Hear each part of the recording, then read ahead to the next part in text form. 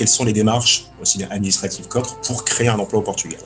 Alors, de la vision candidat, si on parle en tant qu'expatrié, hein.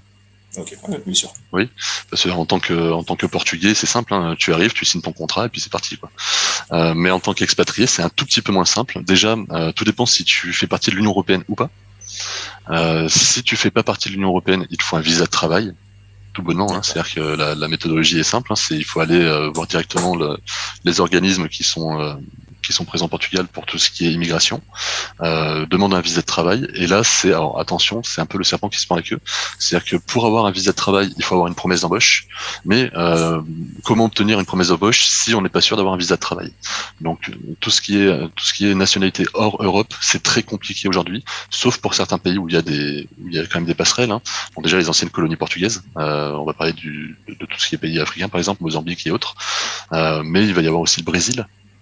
Donc là, enfin voilà, il y a quand même pas mal de pays comme ça qui sont lusophones et qui vont avoir des passerelles, même si elles sont pas simples. Encore une fois, tout ce qui est donc, si on parle par exemple pour les francophones, hein, et notamment les Français, Belges et autres, donc là on fait partie de l'Union européenne, ça va être beaucoup plus simple. Déjà, vous avez le droit de travailler au Portugal parce que vous faites partie de l'Union européenne. Donc ça, c'est un droit. Vous avez le droit de venir au Portugal sans problème. Maintenant, il y a quand même quelques papiers administratifs à faire. Et au Portugal, l'administratif, ça va être sport, on va dire, hein, pour être sympa. Il vous faut déjà un numéro fiscal, donc ce qu'on appelle un NIF, donc NIF. Ça, il faut aller donc aux finances. Pour avoir un NIF, il vous faut une résidence pour pouvoir recevoir les papiers au Portugal. Mais pour avoir une résidence, il vous faut un NIF. Donc attention, il y a deux solutions. Soit vous créez un NIF provisoire, et donc à ce moment-là, ça veut dire que vous recevez le courrier en France, dans votre adresse française, et une fois que vous avez ce NIF-là, vous venez au Portugal, vous prenez un logement avec ce NIF provisoire et vous le rendez permanent. Ce NIF, c'est à peu près une quinzaine d'euros. Alors, je sais plus exactement maintenant. Moi, quand je l'ai fait il y a 6 ans, c'était 12 euros, donc ça doit être entre 12 et 15 euros, je pense, à vérifier. On vous le donne en direct quand vous avez la possibilité d'aller aux finances. Quand vous n'avez pas la possibilité d'aller aux finances, ils vous l'envoient directement chez vous. Hein, donc, faut compter une quinzaine de jours pour l'avoir par courrier. Après, il vous faut un NIS. Donc le NIS, c'est le numéro d'identification de sécurité sociale. Donc là, il faut que vous alliez tout simplement à la sécurité sociale, hein, pour vous déclarer. Ou si vous avez trouvé un emploi, l'employeur peut le faire à votre place. Et doit le faire à votre place si vous en avez pas d'ailleurs. Hein, parce qu'ils doivent le déclarer à la sécurité sociale comme quoi ils vous ont embauché.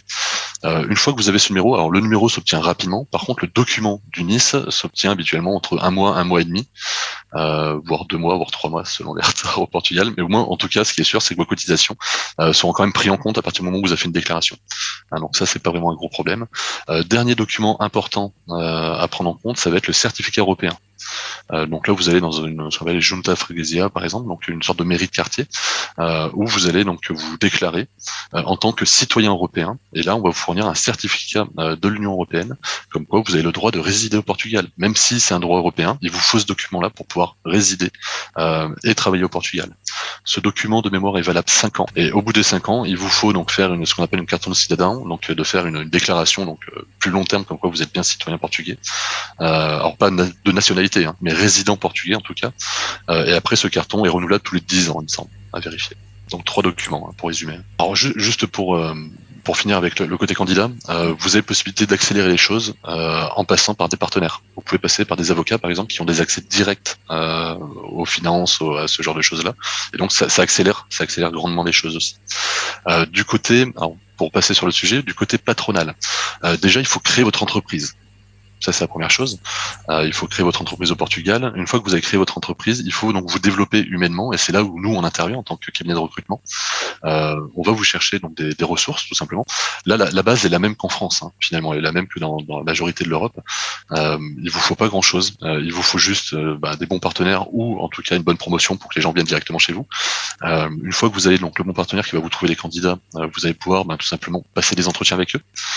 Donc ça, pour faire un peu de promotion aussi, hein. Cabinet et team, on est chasseur de tête. Donc quand vous avez des compétences spécifiques à aller chercher, on va chercher déjà au Portugal, on cherche toujours localement, hein, pour commencer. Puis après, on va ouvrir sur l'Europe, parce qu'au niveau administratif, comme je l'ai expliqué, c'est plus simple, pour vous trouver les bonnes compétences. On fait un premier tri des candidatures et on vous envoie du candidat qualifié sur lequel vous allez faire de l'entretien. Une fois que vous avez trouvé votre candidat, là, vous formalisez avec lui un contrat, tout simplement. Donc vous pouvez faire une promesse d'embauche, mais vous formalisez un contrat de travail. Encore une fois, il faut pas rester isolé, il faut avoir les bons partenaires. Hein. Un contrat de travail au Portugal, faut passer par un avocat. De toute manière, au Portugal, quand vous êtes entreprise, il y a une chose obligatoire, c'est le comptable. Ça, il faut que vous ayez un comptable qui soit déclaré aux finances. La deuxième chose qui n'est pas obligatoire, mais très fortement recommandée, c'est un avocat, hein, qui va vous faire tous les contrats, qui va vous accompagner sur toutes les démarches. Si vous n'avez pas ça, c'est que vous parlez très bien portugais et que vous êtes très au courant depuis des années de ce qui se passe ici. Sinon, ça risque d'être une catastrophe. Dernier point qu'on peut aborder donc par rapport aux entreprises qui embauchent des salariés. Donc de la même façon, ils vont payer des taxes. Donc qui vont être la sécurité sociale à hauteur de 23,75%. Donc là, c'est le double, un peu plus du double d'un employé. Hein. Et donc ça, c'est fixe aussi. Hein. Donc sur le salaire, c'est 23,75%. Et vous avez donc l'équivalent. Donc c'est des fonds, hein, finalement. Donc c'est l'équivalent du 1% patronal. Donc c'est un pourcentage qui est reversé à des fonds. Donc ça veut dire que une fois que vous avez une embauche en brut, donc discutez toujours en brut, sinon vous allez payer également les taxes de l'employé. Hein. Mais une fois que vous avez discuté en brut le salaire, vous allez rajouter 24,75% dessus, et là, ça va vous donner grossièrement, après il y a 2-3 petites choses qui rentrent en compte, mais grossièrement, ça va vous donner également tout ce qui va être globalement le salaire brut entreprise. Hein, donc le plus gros en fait de ce que vous allez sortir pour un employé. Vous allez avoir après donc des avantages à proposer en tant qu'entreprise et en tant que candidat, c'est bien de regarder aussi, mais en tant qu'entreprise, vous pouvez proposer également des tickets restaurants par exemple. Au Portugal, c'est détaxé aussi bien pour l'entreprise que pour l'employé. Soit vous le versez en direct sur un salaire, donc c'est à hauteur de 4,77 € par jour travaillé. Et donc là, c'est détaxé et c'est directement versé sur un salaire. Soit vous passez par des plateformes comme Ticket Resto, par exemple, où vous avez payé des cartes.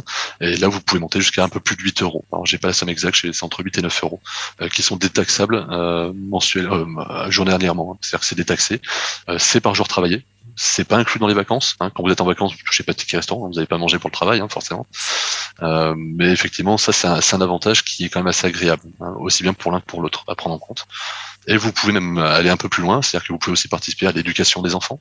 Ça commence à se faire de plus en plus. C'est un concept que je donne, c'est-à-dire que vous pouvez avoir des tickets éducation vous pouvez passer aussi par une plateforme comme Ticket Resto qui les propose, et vous pouvez allouer une somme de, par exemple, 60 € par mois sur l'éducation, sur l'école privée des salariés ou peu importe. Et ça permet aussi de détaxer petit à petit en fait les charges au Portugal, et ça permet aussi à vos employés d'avoir des avantages. En fait, tout le monde parle des tickets restaurants. Sauf que ce qu'on se rend compte depuis quelques années, c'est que depuis 5-6 ans maintenant, c'est qu'il y a une communauté expatriée qui est de plus en plus forte, surtout à Lisbonne, Porto, Braga, Guimarães. Donc il y a une grosse communauté d'expatriés qui est arrivée. Sauf que les expatriés n'ont pas forcément leur famille sur place pour garder les enfants, donc ils sont obligés de faire appel à des crèches, souvent privées hein, habituellement. Même si elle est publique d'ailleurs, il faut la payer selon ce que vous gagnez, hein, donc c'est quand même payant. Et donc là, les entreprises ont commencé à réfléchir finalement à donner cet avantage-là pour attirer les expatriés, hein, pour que ce soit plus simple pour eux. L'avantage, c'est que les Portugais en profitent aussi. Donc ça, c'est quand même plutôt sympa. Mais par contre, oui, on a peu parlé de ça parce que les tickets restaurants, ça existe depuis des années. Les tickets crèches et écoles existent depuis à peu près aussi longtemps, mais n'étaient pas exploités parce que les Portugais sont très familles, encore une fois. Donc il y avait la maman qui gardait l'enfant, il y avait la sœur qui donnait un coup de main, ou peu importe, ou le frère d'ailleurs, qui donnait un coup de main. Et effectivement, là maintenant qu'il y a de l'expatrié, on a besoin de mettre ses enfants en crèche parce qu'on n'a pas la famille à côté.